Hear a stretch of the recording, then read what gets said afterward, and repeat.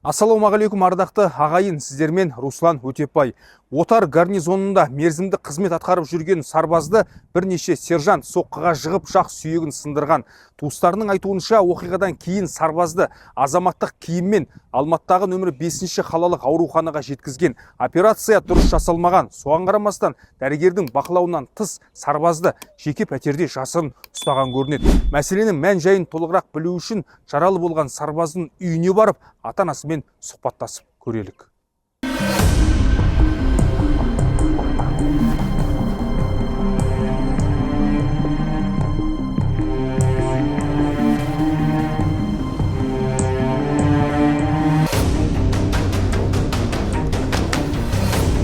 Ассалаумағалейкум. Саламатсыз ба? Қалайсыз? Руслан Өтепбай болады, журналист. Сіз кім боласыз? Жаңа екінші баланың анасымын, кеше сізге хабарластым. Күдіктің анасы, иә? Жаңаға 2 күн отырып келді, 48 сағат сол баланың анасымын. Қазір балаңыз қайда сіздің? О, кеше казармаға апардық. Неге ше, анау өзінің не жағы. Қазір мен онда кісімен сөйлесіп алайын, онда сізбен сосын артынан сөйлесем, иә? Жаңа бізде күтіп алған келіншектің баласы жағы сынған сарбазды ұрды деп күдікке ілінген екен. Ассалаумағалейкум. Сіз ғой аға, иә? Иә, мен. Үйде кім бар? Жолдасым бар. Қайда сұхбат бересіз? Үйдің ішіне берейік. Жүріңіз. Саламатсыздар ма? Ассалаумағалейкум. Аға, не жағдай болды? Бәрін басынан баяндап беріңізші. Мен Есбол Қапардың папасымын. 10 январда 3 сержант жаңа шешесінен балағаттап, фамилиясын қорлаған. Оның фамилиясы Қапар. Балам жаңағы Ұзынағаштан 18-ге толғаннан кейін майдың 28 күні 28 күні әскерге жібердім. Аман сау. 2025 жылы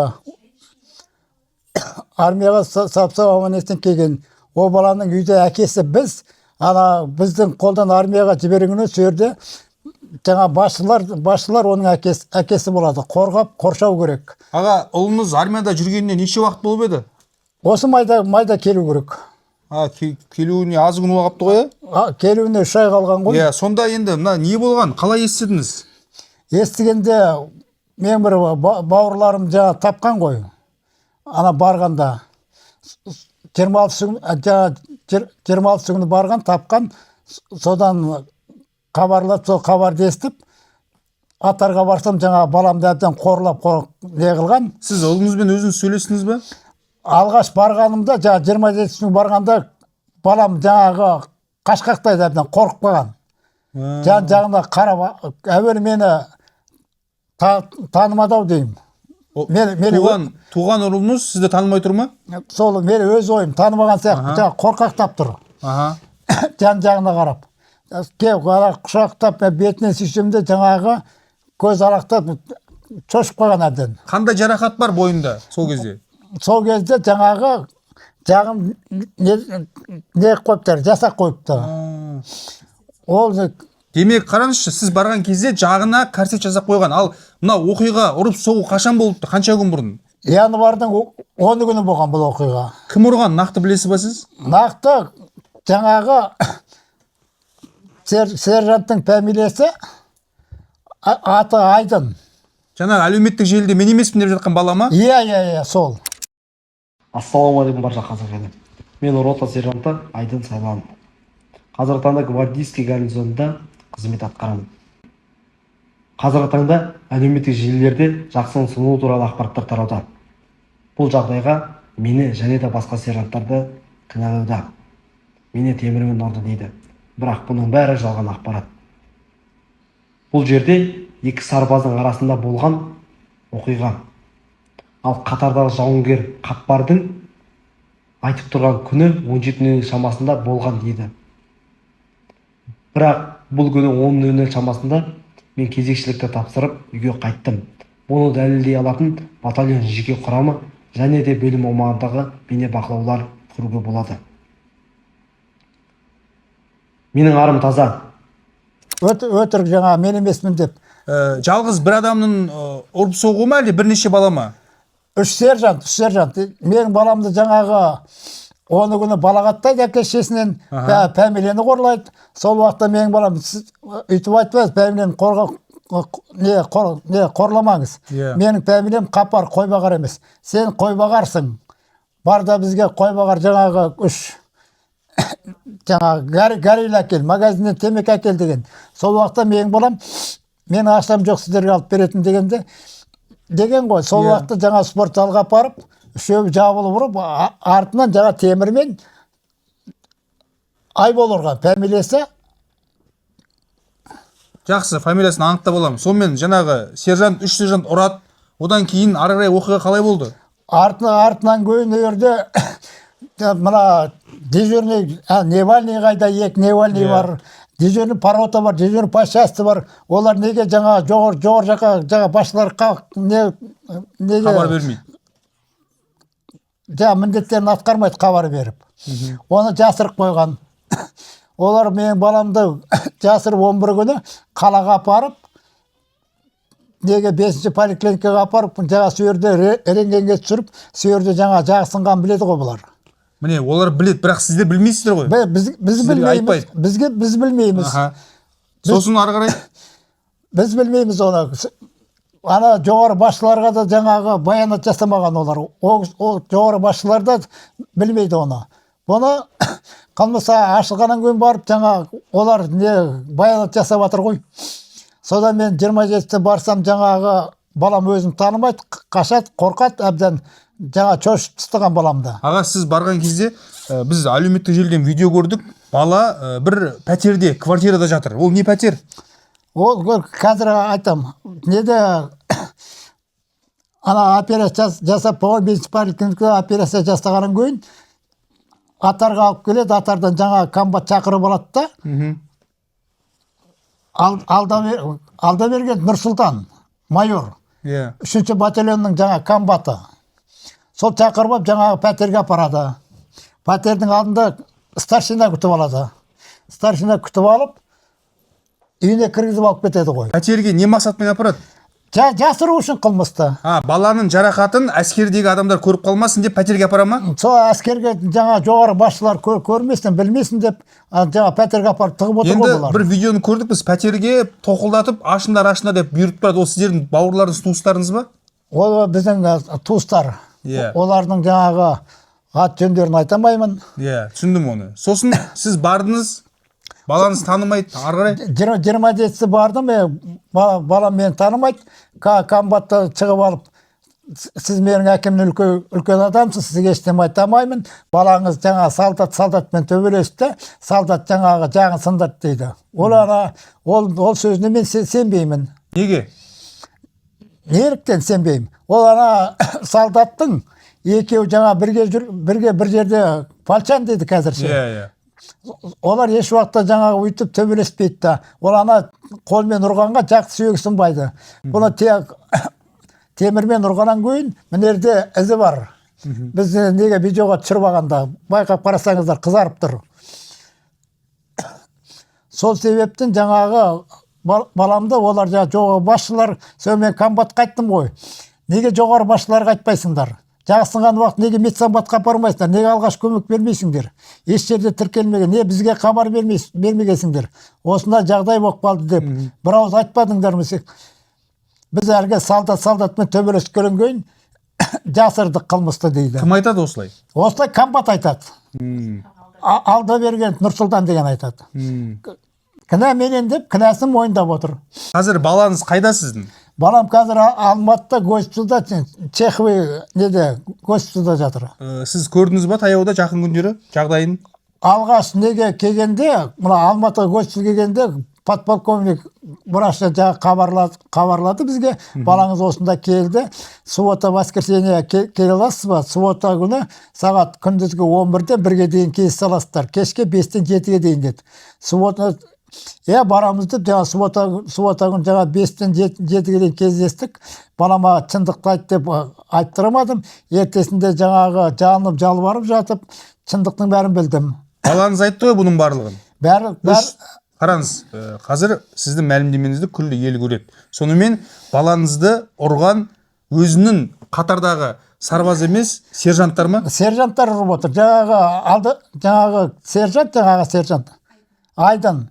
Ол ана 8-ші ротаның несі. Менің балам жаңа 3-ші батальонда, жаңа 7-ші ротада служит етеді. Аға, сіз әлеуметтік желіден көрдіңіз ба сержанттың ақталған видеосын, мен емеспін деген? Ақталған видеосын көрдім. Және сол сержант сіздің балаңыздың үстінен арыз жазам депті. Білесіз ба? Жазам депті, жазсын. Аққа құдай жақ. Қандай перепискалары бар? Оқып беріңіз. Мен қазір Алып келесіз ба? Алып келіңіз, я. қазір таңда мен баламның жанында телефон жоқ, екі телефонда атарда. Мен баламнан жаңағы суббота күні жаңағы сұрақтар қойдым, жауап аламадым, қорқақтап айтпады. Ертесінде жаным жалпайып жатып зорға дегенде мен айттым балама: балам, сенің маған амандығың керек. Қазір мынандай жағдай болып тұр. Ертең атарға барғанда қауіпті ояқ. Сол себептен мен сені атарға жібермеу үшін маған нақты шындық керек, шындықты айт дедім. Сол уақытта балам айтып отырды, мен өзім неге сотқа жазып отырдым. Оқып беріңізші енді. Жақ сындырған аға сержант Сайланұлы Айдын, қасымдағыларды танымаймын, екі сержантты. Алматыда алып келген сержант Найызбаев Нұрсұлтан, 3-ші класс сержант Жұманов Нұрдәулет, 2-ші танк батальоны майор Әділет. Алматыда сол тапты ғой майор. Бірінші Каскелеңге алып келді. Каскелеңде солдат болса жасамаймыз деп айтқан. Потом Алматыда бір жерге бардық. Ол жақ жасамаймыз деп айтты. Потом Алматыда номер 5-ші баллистаға бардық. Майор Әділет кіріп сөйлесіп шықты. Потом мен алып кірді, жақта түсірді, сынған екен, сол кезде көрдік. Үшеуі далаға шығып кетті, сосын мен шақырды. Операция 300 000 қанша таба аласың деді. Мен айттым, білмеймін, звондап көрейін деп. Аналар 265 000 салып жіберді, гвардейскіден. Мен ішке алып кетті. Операцияға алып кетті. Операция біткен соң атарға кеттік. Атарға барған кезде комбатқа звондады.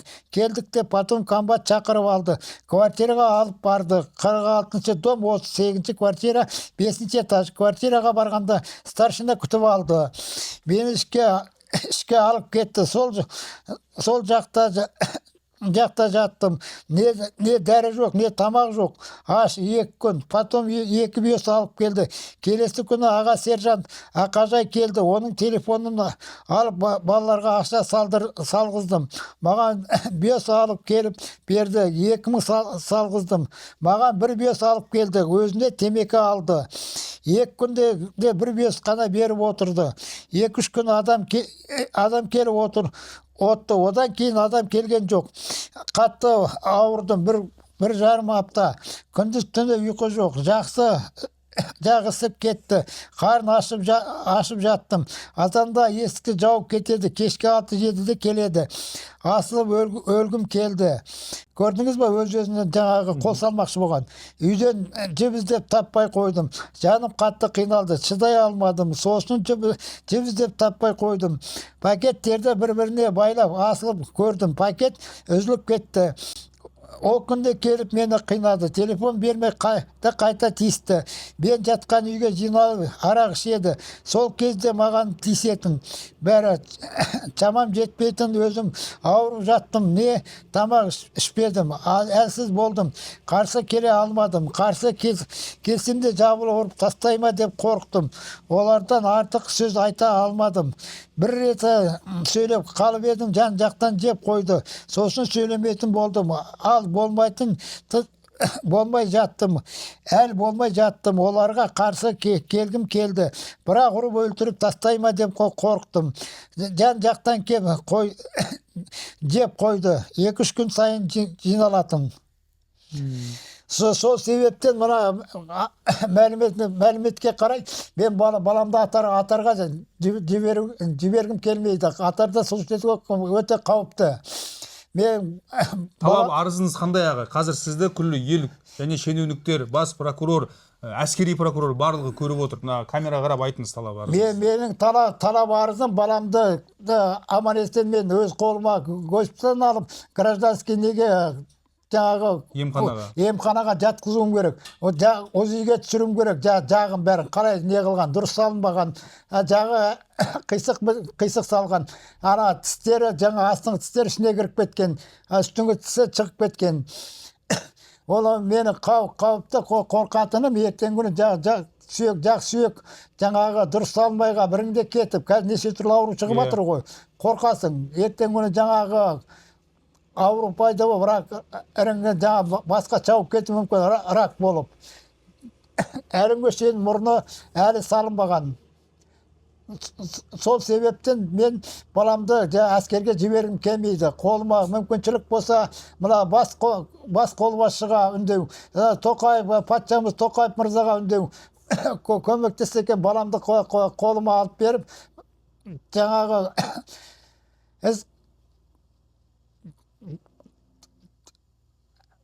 жақсы жағынан әрекет етсе екен деп үміттенемін. Аға, түсініп отырмын, қобалжып отырсыз. Бүкіл жүктің барлығы сізбен анасында. Енді біз ақпаратпен қолдап, әділдікке бірге жетеміз деп сөз береміз. Халықтың атынан келіп отырмыз. Сізге қояр сұрағым, күні бүгін осы отардағы гвардейскийдағы басшылар ауысыпты, өзгеріпті дейді. Оны естідіңіз ба? Оны естідім.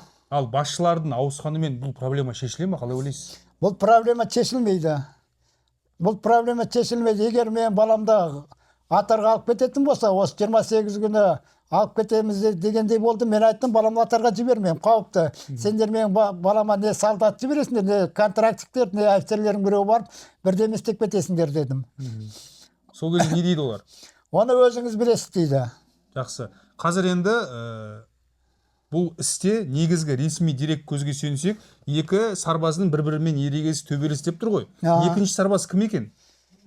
Екінші сарбаз мына кісінің баласы. Келіңізші.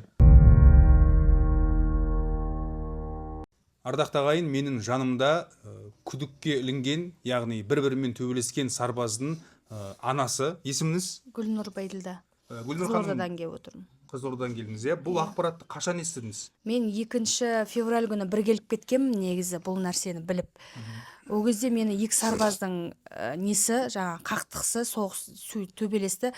Гаупақтыға 5 күн 10 күн жатады да, әрі қарай өзінің несін, жаңа әскери борышын өтеп қайтады деді. Сол кезде сіз білдіңіз ба? Екінші баланың жағы ісіп кетіп, сынып кеткен. Ондай еш нәрсе айтқан жоқ. Даже баламмен сол жерден кездестім де, маған увольнениеге де берген жоқ. Сонымен мен қайттым. Тағы бір сұрақ. Балаңызбен кездескен кезде балаңыздан сұрадыңыз ба, төбелестің ба? Мен баламмен сол офицерскийдің ішіне барып, асханасына барып тамақ алып бердім. Артымда офицерлер отыр. Офицер кім екен білмеймін, артымда отыр. Баламның қолбасының бәрі күс ол кезде. Балам не болған деп оны сұрадым. Ол кезде мама жұмыста жүр қой деп сөйдеді.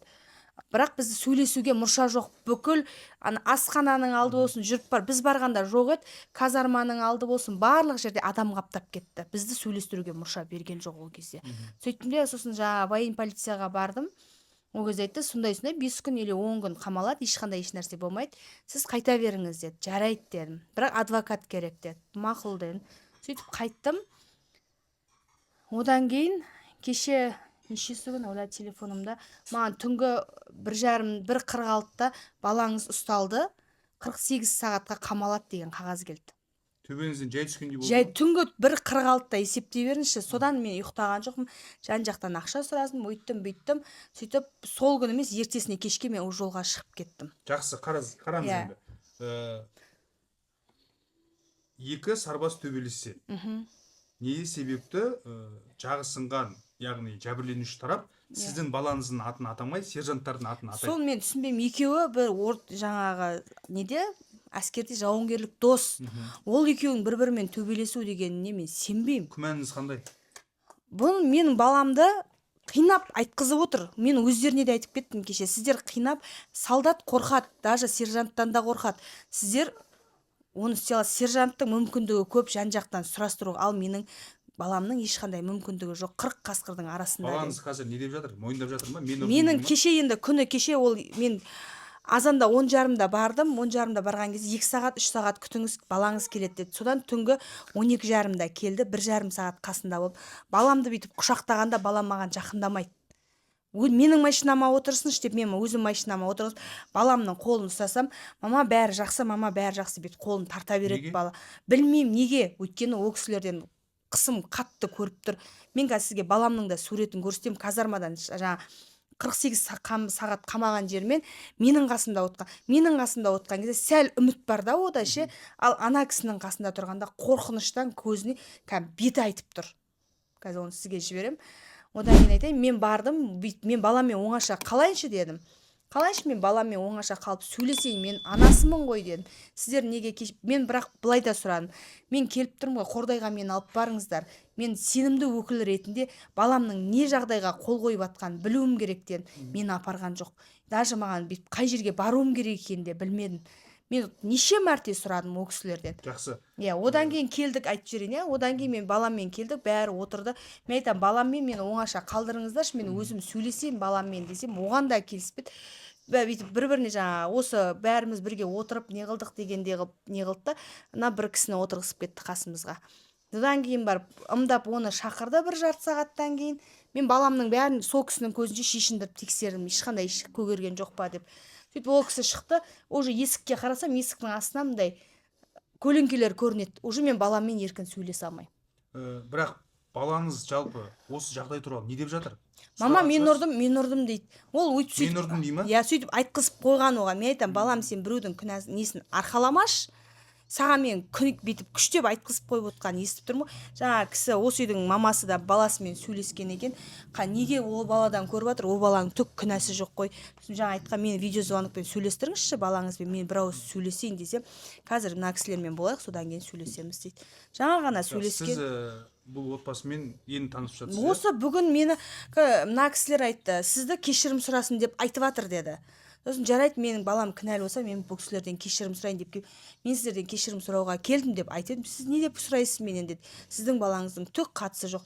Жаңа неңізді көрсетіңізші. Жоқ, уақыт келеді. Иә, мен нем жоқ еді ғой ше, үмітім жоқ болып тұрған тұғын ше. Бірақ жаңа мына кісінің соңғы, жаңа осы Гүлмира Әбіқайдан кететін кезде соңғы жағында 11-ші 2006 жылы подполковник па берген сізге? Подполковниктің берген баяндамасы. Осындай айдын бірдемей сұрағын сырындырды деген қағазды печатымен көрем ғой. Содан кейін үміт Аға, оны сізге кім берді? Больницаға барғанда береді. Оны мен былай болды. Мен бірінші күні жаңа баламды менен қашып ұркып тұрғаннан кейін ана давлением көтеріліп, сөйлей алмай естеме, ана комбат балаңыз төбелесті, солдатпен деп содан жағысынған деп. Содан мен есім болып үйге қайтып кеттім Ұзынағашқа. Мен өзім ана Ұзынағаш тұрғылықтысымын. Қазір көріп тұрған жеріміз біздің жаңа шаруашылық жеріміз бұл. Иә. Біз өзіміз жаңағы қарапайым шаруамыз, малмен айналысатын. Содан ертесінде қайтадан давлением көтерілгенде қарамай, дәріні ішіп, қалтама дәріні алып, неге Атарға бардық. Атарда КП-да жаңа пропускнойда тұрғанда, барып жаңағы енді машиналарда тіркейді ғой, кіріп шығатында. Сол кезде жаңа комиссия келіп жатыр екен, кіргізіп ғой. Мен осында балама келіп тұрмын, мен кеше келіп кеткенмін. Неге жібермейсіңдер сендер? Жібермеуге қақыларым жоқ, мен кіремін дедім. Содан бір гражданский такси екен, ой, мына гарнизонда жаңағы сұмық болып жатыр екен ғой, бір солдат атылып өліпті, бір солдаттың жағы сыныпты деді. Сол уақытта жаңағылерде сарбаздар айтып тұр, біз танимыз о баланы. Фамилиясы Қапар Есбол деген, оны 3 сержант жабылып ұрды, жаңағы Айбол деген темірмен ұрып жағын опырып жіберген ғой деп айтып жатыр. Содан не деп жатыр деді, ана балалар менің балам жағын сындырған адам біледі екен ғой деп. Кімдер ол деді, шақырды. Ода бір жауынгер келіп, үрішкімен басынан нұқып, сен неге бұяқтағы саясатты айтасың деп ана жауынгер түрден тұрға ашып кетіп қалды жалтақтап. Сол моментте ішінде бір егде әйел отырған жаңа КП-ның ішінде. Содан бізге пропускнойды берді. Сөренгенмен не табылды ғой, не Чунордың басы. Содан ұрып отыр, медсанбатқа барды. Медсанбатқа неден кейін медсанбатқа жетеді ғой, жарақат алған. медсаматқа барсам, медсаматтың медсестралар бұяқта жоқ, алып кеткен полицейлердің өзі. Содан ұрып отыр, полицейге барсақ, жаңа айттық, осында мен балам не қылған, қайда таппай жүрміз деп алып кетсіңдер ғой. Неге ол жағы сынып жатыр. Неге мүмкін сотрясениесі бар шығар дедім. Сол уақытта аға неңіз гость медсамбатта біз өзім сояқ апарғанбыз деді. Оны тауып бер балам дедім. Содан полицейлер апарып баланы сөйерде тауып берді. Сонда да балам жаңа қорқақтап тұр. Әуел пол жуатын техничкалардан жаңа жанына кеп тұрып еді, соның өзінде дірілдеп қалтырап тұр. Көзі алақ-жұлақ етіп. Содан қарындасым кеп қалды. Қарындасым айтты, мына видеоға түсір баланы дедім. Сонда жаңағы анықтап қарасаңыздар, мына жерде жаңа темірдің ізі тұр. Қызарып тұр. Ол одан бұрын білгенімізде, одан ары анық білінетін еді ол, темірдің іздері. Содан мен құйрыққа кіріп кеттім да, кабинетіне қарасам, құйрық деп жазып тұр екен, кіріп кеттім да, енді званиясын ұмытқан бір старлей ме, капитан сондай екен. Жаңағы, мен балам рентгенге түсті ма, рентгенге түсіру керек дедім. Түсірдік деді рентгенге. Оны снимканы берді, медсестралар алып кетті. Медсестраларын сұрасам, комбат алып кетті дейді.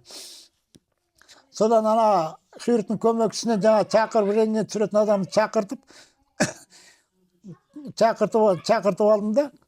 Содан айттым, рентгеннен маған түсіріпті, қаған шығарып берем десем, шығарып беремеймін деді. Онда аш дедім, мен суретке түсіріп алам деп, намес сол жерде суретке түсіріп алдым. Бар ма сол сурет? Сурет бар. Көрсетсеңізші. Бұл сурет негізгі айғақ болып тұр ғой сіздегі? Иә, айғақ.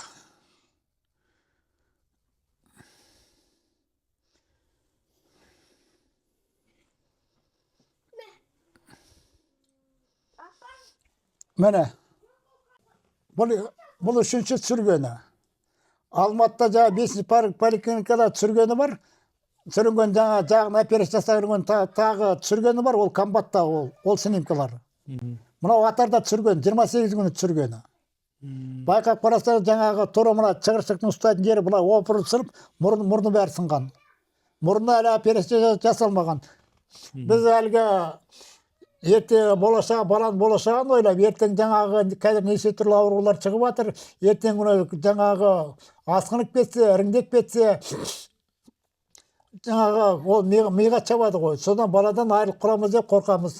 Біз атарға жіберуге қорқамыз. Оны жібермеймін атарға мүмкіншілік есе. Жақсы, мамасын шақырсақ бола ма? Болады. Анасын. Анасының аты кім? Бәке, бір минутқа кетпетші. Сіз мына жаққа отырып тұрыңыз, мамасымен бір-екі ауыз. Әде, саламатсыз ба? Сәлеметсіз. Жайғасып алыңыз. Түсіре береміз онда, баламен? Жақсы. Есіміңіз кім? Барқыт. Барқыт апай, балаңызбен соңғы рет қашан сөйлестіңіз? Соңғы рет сонда неде жатқанда бұл звондаған жоқ. 2 жұмадай ма звондаған жоқ бала. Сол кезде уайымдадыңыз ба? Конечно, уайымдадым. Түнімен ұйықтай алмай, уайымдап. Сосын бір уақытында әкесіне айттым, бала неғып звондамай жатыр? Телефонға сұрасашы анаяқтан, бала қайда? Бір суббота күні звондады балам. Балам сөйлей алмай тұр. Балам не болды? Мама, мен тісім ауырып, осылай ісіп кетіп, тісімді жұлдыртып, мен содан сөйлей алмай тұрмын. Ол тістен үйтіп сөйлеу мүмкін емес қой ол. Ол тістен емес, айтпай қойды. Соны тағы да бір жұма өткесін суббота күні звондайды. Соны тағы да, сен тісін неғып жазылмайтын тіс бұл, дедім. Сосын мама кілт тиіп кетті, ештеңке болған жоқ, бәрі нормально деді. Мен айттым, ол мүмкін емес дедім. Сонда айтпай отыр ғой бала, қорқып отыр ғой, қорқытып отыр ғой, айтсам не болады деп. Бұл мен ұйықтай алмадым, бұл не звондамайды. Каждый суббота сағат 5-те мен уже тосам бұны. Қалтама сотканы салып аламдағы. Балам 5-те звондайтын маған, не звондамай жатыр деп, мен уже содан уже ұйықтамадым ғой. Сосын қашан білдіңіздер балаңыздың осындай жағдайға түскенін? 27-сі күні. 27-сі. 27-сі неге әкелдік деді. Атарға. Атарда. 24 күні повторный Алматыда неғылық бұл. Екінші операция жасап тастаған. 11-інде бірінші операция Бізден жасаған. жасырған. 24 күні екінші операция. Мен балама менен ақша сұратып, қанша керек балам, сенің жаңа тісім ауырып тұр, іріңде кетті, қазір сол Қордайда жаңағы жақсы тіс дәрігер бар екен. Сояққа барып жұлдырамын пап деді.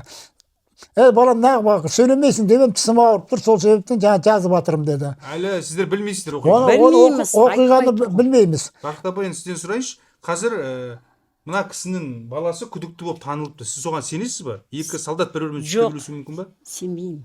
Күмәніңіз Мүмкін қандай? емес. Мен білмеймін. Мен айттым, мен ол солдатта нем жоқ, вообще білмеймін. Қазіргі мақсаттарыңыз, ары қарай талап арыздарыңыз қандай? Енді айтып жатырмын, мен баламды ояққа қатарға жібермеймін. Жіберсек енді қалай болады? Енді міне 3 ай қалды ғой, майда уже босайды баламыз.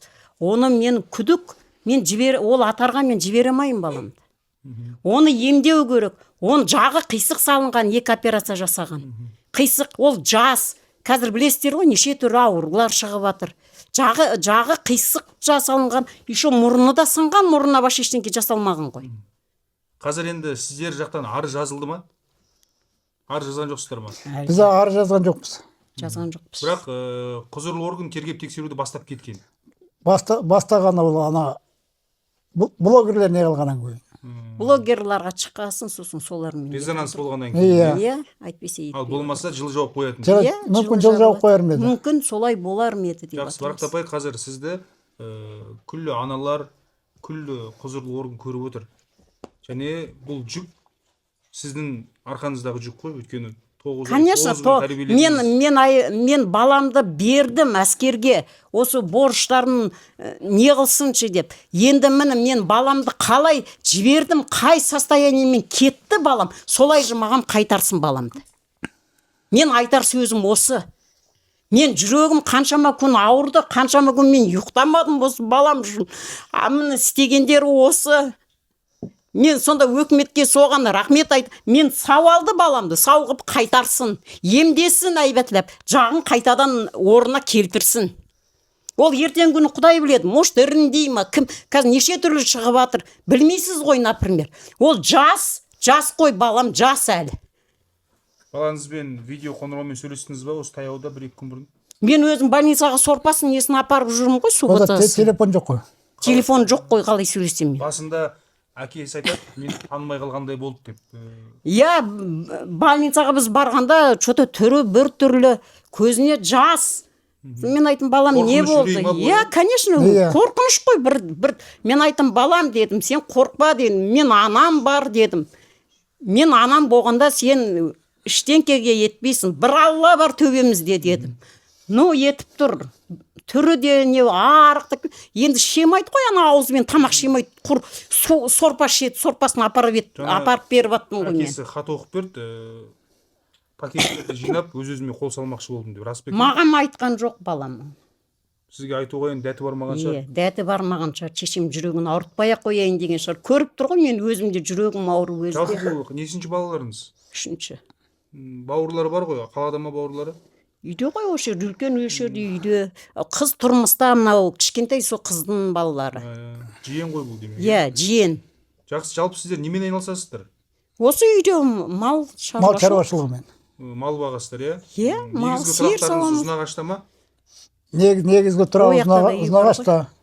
Осы жер жаңағы шаруашылық. Енді балаларға сояқта үй болсын деп жатырмыз ғой. 2 бала болғасын, біреу сояқта, біреу сояқта.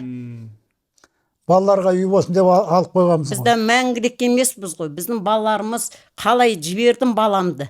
Сау баламды жібердім, міне не істеді баламды. Аға тәте, қорыта айтқанда сіздердің талаптарыңыз аман есен балаңызды алып, ары қарай өздеріңіз емделеріңіз керек ма? Әлде сол военныйлар емдеп беру керек па? Военныйлар емдесін, платныйға жатқызсын да, емдесін, әйбәт больницаға жатқызсын, емдеп, мен баламды қалай сау алды, солай же қайтарсын мен алдым. Мен айтатыным осы. Аға, алып қосарыңыз бар ма, айтыңыз?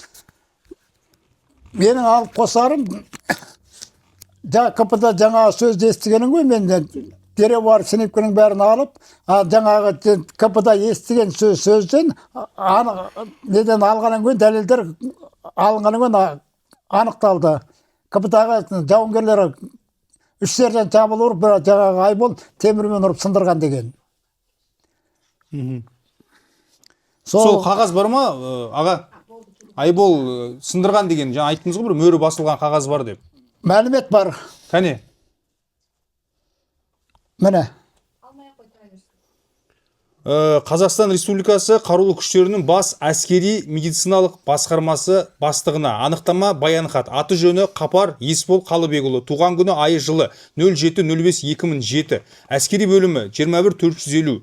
Әскери атағы мерзімді қатардағы жауынгер. Лауазымы механик жүргізуші. Қай КГЖБ шақырылды. Алматы облысы Қонаев. Рота командирі лейтенант Дүйсенбекұлы Иман Мәди. Ұлты қазақ, білімі орта, отбасы жағдайы отбасылы емес. Тұрғылықты мекенжайы деп осы үйдің мекенжайы көрсетілген. Ауыр жағдайы пациенттің айтуынша 10.01.2026 жылы сағат 17:00 шамасында. Ауру жағдайы пациенттің айтуынша 10.01.2026 жылы сағат 17:00 шамасында 21450 казарма үй жайының спорт бұрышында 8-ші рота сержанты аға сержант Сайланұлы Айдын мерзімді қатардағы жауынгердің оң жақ бетінен темірмен ұрған. Пациенттің денсаулық жағдайына байланысты Алматы қаласына нөмір 5-ші қалалық ауруханасында жақ сүйектерінің рентген зерттеуі жасалып, оң төменгі жақ сүйегіне металды тігістер салынған. Диагнозы оң жақ төменгі жақ сүйегінің сынығы. Отадан кейінгі жағдай. Қазіргі жағдайы қанағаттанарлық. Ары қарай 21450 әскери бөлімшесі амбулаторлы бақылауға жолданылды. 63-302 әскери бөлімнің кезекшісі аға лейтенант Қуантаевтың қолы және мөрі бар. Түсінікті болды. Аға енді, аға тәте, осы айтылған ақпараттарыңызды айна қатесіз қалай бар солай мен шығарам. Келістік қой? Жақсы ма? Жақсы. Сіздің талап арызыңыз қандай? Менің баламды бұл жақтан алып кету. Бұл жақта қалдырса, менің баламның өлігі ғана қайтады. Оған көзім 100% сеніп тұр. Кешегі мен қасында болған 1,5 сағаттың өзінде баламның көзінде үрей, қорқынышпен ғана отыр. Бұл мен сіздермен байланысып жатқаннан кейін тіптен не болады, қиын болады балама ше. Сол үшін не үшін қамалғанын білуім керек, сосын жаңа камераны білуім керек. 7-сінен дейін істеген камера одан кейін істемей қалған. Балаңыз егер ұрмаса, неге мойнына алып ұрдың деп тұр? Қалай ойлайсыз? Енді оған дейінде, мысалы жаңа сержанттар ұрып соғып айтқызады ғой. Сосын айтып тұр. Болмаса баласының өзі неге одан көріп отыр, ол баланың түк күнәсі жоқ деп жатыр. Мынаяқта жаңа сіздерге берген қағаздың ішінде де оны күні жаңа Айдын кім еді фамилиясы, сол бала ұрды деп тұр. Менің баламның еш кінәсі жоқ, бірақ 48 сағатқа қамалып келіп, 2 ай санкция ма сондай алып отыр. Баланың әкесі қайда? Әкесі үйде балдардың қасында. Қанша балаңыз бар жалпы? 7 балам бар. Ол екінші. Көп балалы анасы, иә? Иә, екінші балам ол. Осы әскерде. Қызылорданың өзіненсіздер ме? Қызылорданың өзіне Левой берегте тұрамыз. Енді майда қайту керек қой бала, иә? Майдың 22-сіне шығарып салғанбыз ауылдан. Майда келу керек қайтқан, иә, Келу керек, мамыр иә. айында. Енді апрельдің 26-сына дейін жаңа 2 ай қатаң сынаққа дейма, жаңа кішкентай бір айқайлап қалса да үстінен арыз түседі, біреуге нұқып қалса да арыз түседі. Сондай нәрсе істеп қойғанда қазір. Қалай болса да менің балам соттаудың жағын істеп жатыр олар.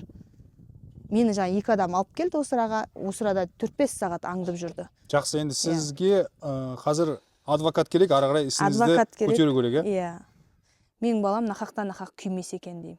Жақсы, рахмет. Ардақты ағайын, біз әскери госпитальге келдік. Есбол осы әскери госпитальде жатыр. Қасымда Есболдың әкесі бар. Сағат 1:30-да ұлымен кездесу керек. Аға, сіздің келе жатқаныңызды біледі ғой? Ассалаумағалейкум. Білет. Я то жүре беріңіз. 1:30-да шақырды ма сізді? Мен өзім келістім ғой 1:30-ға. Кеше сіз маған хабарластыңыз ғой, баламды қинап жатыр. Кім ол? Қандай ақпарат ол? Ана балам түнде біреудің соткасын алып, звондап жылады ғой. Не дейді? Үш адам кеп 3-тен 8-ге дейін ұстап жынды қылып әлігі тапта жіберді деді ғой. Аха. Сөйлеген жылап жатқанын кейін телефонды өшіріп тастадым. Олардың мақсаттары не екен сонда? Мақсаттары менің баламды крайне қылып шығару, сені қаматамыз, бүйтеміз, сен кінәлісің деп айтады екен. Қазір біз енді балаңызбен жолыға аламыз ғой? Жолыға аламыз қазір. Сол себептен келе жатырмыз. Жақсы. Мамасы үйде қалды ма? Анасы? Үйде. Өзіңіз негізі сіз Бүгін больницаға, ауруханаға жату керек едіңіз ғой, иә? Ауруханаға бүгін жату керек едім. Мына баламның несіне қарай бара алмадым. Жақсы.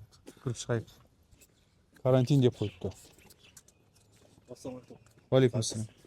тикток желіде сіздің қолдаушысың көресің. Рахмет.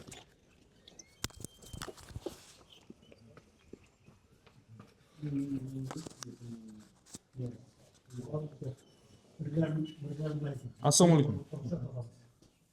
Біз жазылып едік 13:30-ға.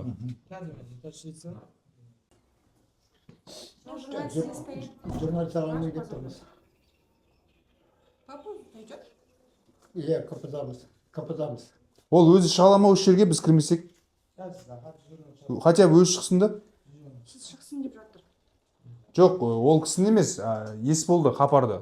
Хабар ес болды. Иә, науқас өзі шығып әкесімен амандассын да. Комнатаға алып келсін деді. Біз команда деп қойып, команданың атынан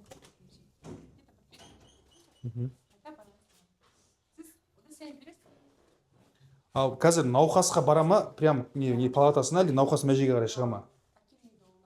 Шығармайды, потому что тәртіп карантин. Сол себепті ішке кіргізе алмаймыз. Бүгінде адамдар тек қана госпитальға келген направлениемен кейінгілерді қана кіргізіп жатырмыз. Бұл кісі қазір өз баласына, иә, палатасына дейін кіргізеді. Сопровождениемен апарады. Туысы да кіре ала ма? Жоқ, тек қана әкесіне рұқсат берді. Әкесі бейне бақылау камерасымен кіре алады ғой? Жоқ. Неге? Рұқсат жоқ бізде. Неге? Смартфон кіргізілмейді. Қандай заңнама негізінде? Сіздер қызық, өздеріңіз бір жеке бір мемлекетте жүрген сияқтысыздар ғой. Не Енді себепті? белгіленген тәртіп қой. Тәртіп бәрінен бірдей. Тәртіп қандай енді? Тәртіп көрсетіңіздерші, қандай Жоқ, нормативке телефон сай? ұстауға болмайды. Телефонмен кіргізілмейді. Не себепті? Рұқсат жоқ. Ішкі тәртіптердің сондай ма? Ішкі тәртіп сондай. Иә. Тек қана осы жақта жұмыс істейтіндерге ғана рұқсат берілген. Телефонмен жүруге ма? Телефонмен кіруге мүлдем рұқсат жоқ. Неге? Сонда бір қорқыныш бар ма сіздерде? Бір нәрсе жасырып түсіріп қалады Біз деген? ешнәрсе жасырмаймыз. Тәртіп солай. Тәртіп. Біз одан Неге түрме емес қой бұл? Ол Бұйрық. Қазақстан Республикасының азаматы ғой. Қазір жаңа Хапар Есболдың айтуынша оның өміріне қауіп төніп тұр. Конституцияның бірінші бабында адамның өмірі делінген. Енді Енді әкесі кіріп шықсын. командирлеріңізді шақырасыздар ма? Жалпы кім басшы бұл жерде? Басшы өз орнында. Басшыға айтылды, то, что сіздердің келіп тұрғандарыңыз енді кері байланыс берсін. Дежурный по час бізге звондап рұқсат берсе, егер талап етсін, иә, сосын мен сізге кіргізе аламын. Жақсы. Рұқсат бермей мен қазір ешкімді кіргізе алмаймын. Қалыбек аға ұлының амандығына көз жеткізу үшін госпитальге кіріп кетті. Ал күзетші қыз жігіттер бізге күте тұруымыз сұрады. 1,5 сағат тапжылмай күттік. Ешқандай хабар болмаған соң ішке қайта кірдім.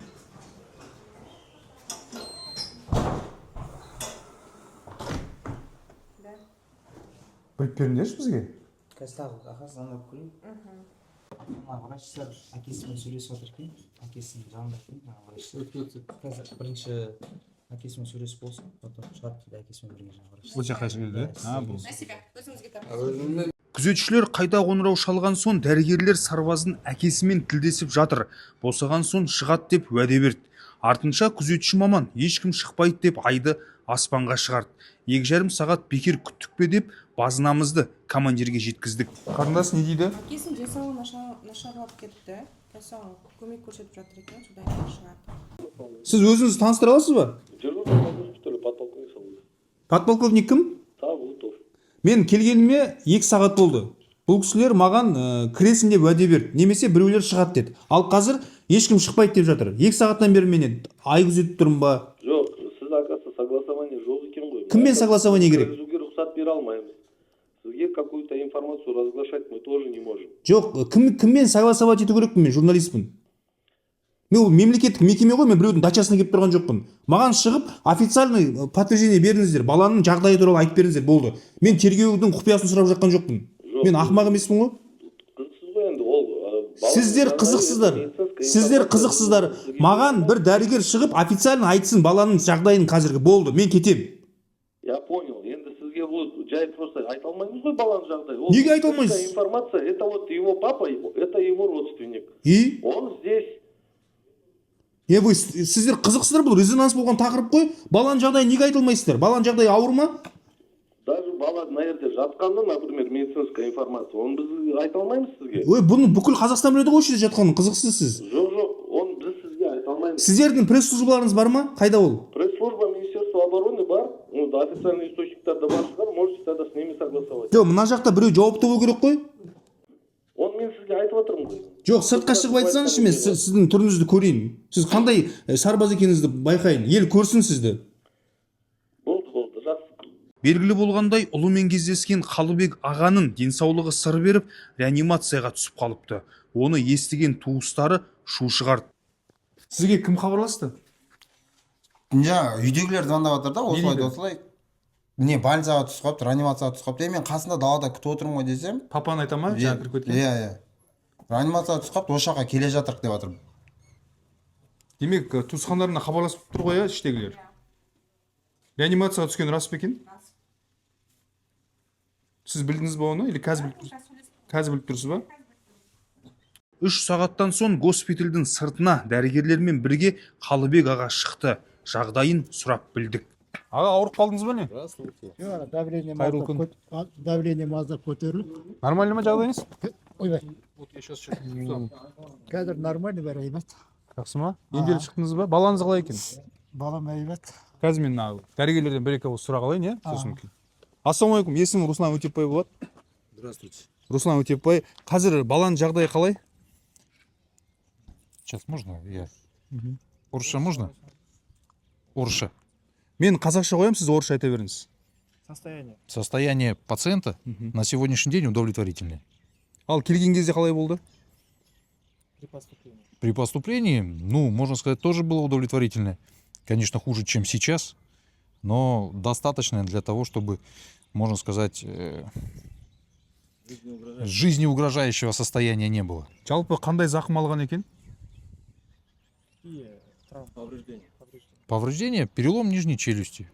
По углу справа, да? Справа у нас был перелом нижней челюсти, шинированные. И плюс еще остеосинтез был проведен ему в условиях гражданского здравоохранения. 5-ші қалалық емханада С его слов, да. сол кезде олар операцияны немесе ем-домды дұрыс жасаған ба, әлде қателіктер болды ма? Я вот в этом моменте хочу даже поблагодарить моих коллег с 5-й горбольницы, потому что операция ему была проведена не просто хорошо, она была произведена с учетом его травмы достаточно компетентно. И в тех условиях, да, перелома, который он получил, минимально малоинвазивная. То есть, если бы выбор бы стоял за мной провести такую операцию, я бы тоже выбрал бы именно ее. Вот, поэтому я считаю, что правильно. И сейчас состояние отломков достаточно удовлетворительное. Ал мұрны қалай баланың, солдат? Нет. Бәрі жақсы ма мұрнымен? Да. Бала, солдат қашан шығады, жалпы неден? Кәдімгі службаға қашан оралады? Ну, на сегодняшний будничный момент, я могу сказать, я не знаю, как там дальше будет, не могу предвидеть это. Но то, что солдат, в общем-то, годен к армии, это да. По всем нашим правилам ВВК он годен. Жақсы, рахмет үлкен. Благодарю. Аға, енді сіз көріп шықтыңыз ғой? Уайым басылды ма? Не болып жатыр? Уайым басылды. Врачтарға жаңағы рахмет. Менің өзіне давлением көтеріліп кетіп еді, дер кезінде жаңағы дәрілерін беріп, не қылды, давлением түсірді. Балаңыздың жағдайы ше? Жақсы ма? Балам жағдайы жақсы. Аздап қана бас ауырады екен. Кеше хабарласып қорқытып деп едіңіз ғой. Ол не болды? Кеше әлгі хабарласып, не қылған, ол атардан келгендер екен ғой. Сағат 3-тен 8-ге дейін ұстаған. Енді жалпы сіздің мақсатыңыз балаңызды атарға жібермеу ғой негізі? Иә, баламды негізінде атарға мен жібергім келмеді. Атар жаңағы қорқынышты ол. Атар балама ертең күні бір мерт қылады олар. Офицері болсын, солдаты болсын, контрактігі болсын. Ояққа лучше жібергім келмейді менің. Жақсы аға, енді біз сіз ішке кіріп кеткеннен кейін біз 3 сағаттан бері сізді күтіп жүрдік. Осы мәлімдемені алу үшін ары қарай да байланысты боламыз. Жақсы ма? Жақсы. Жақсы, амандықта. Амандықта болсын.